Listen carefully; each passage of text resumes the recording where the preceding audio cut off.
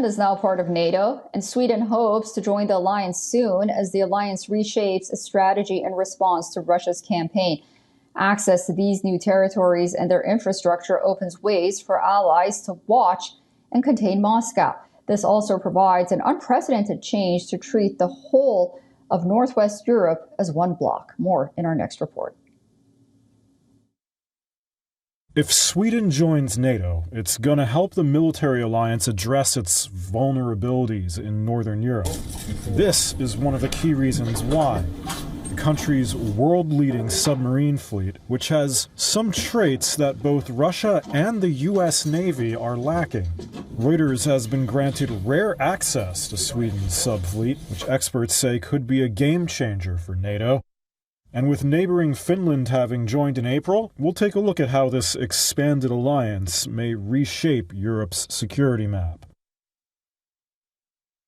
The first issue? Sweden and the Baltic Sea itself. The waterways shared with Russia, and it's a strategically important one. With access to ports in 8 countries, including Germany, it's also where vital undersea infrastructure runs, including the incident in 2022, where one of the Nord Stream gas pipelines was destroyed. Captain Fredrik Linden is the commander of Sweden's first submarine flotilla, and this is his sub, HMS Gotland.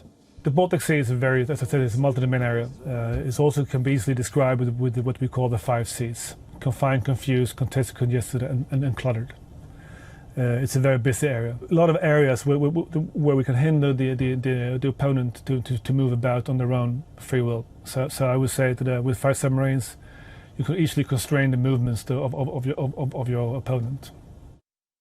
Additionally, the Baltic has an average depth of only about 100 feet, which is too shallow for the nuclear subs of the U.S. Navy and most of Russia's fleet to operate effectively in. That's where Sweden's fleet comes in. Gotland-class subs are among the most advanced non-nuclear subs in the West. They run on diesel, but can stay submerged for significantly longer than most other conventional models and reduce the risk of detection. Further down the line, Sweden's building even more advanced subs dubbed the A-26. 2 are expected to be delivered in 4 or 5 years. What about Finland? When it joined NATO, it brought the alliance a massive new northern border with Russia and the infrastructure, such as roads and railways, to move troops around that territory. In May, Finland hosted its first Arctic military exercises as a NATO member. This is Major General Gregory Anderson of the U.S. Army's 10th Mountain Division. I can tell you as a military professional, the ability to move equipment and soldiers and ammunition and supplies in a rapid, organized way and efficient way is really important. It gives you lots of options into how you employ your forces. So any infrastructure that can enable the rapid movement of forces, whether it be ports, airfields, railways, highways, all this stuff is significant to warfare. The timing is a challenge for NATO. According to a think tank in Helsinki, the Finnish Institute of International Affairs, Western armed forces are about 10 years behind Russia in the Arctic, which has been steadily building up and fortifying its presence there.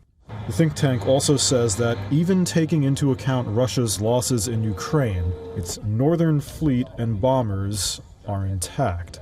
Finland's investing about $163 million upgrading the home base of its Arctic Air Force for it to host half the country's new fleet of F-35 fighter jets.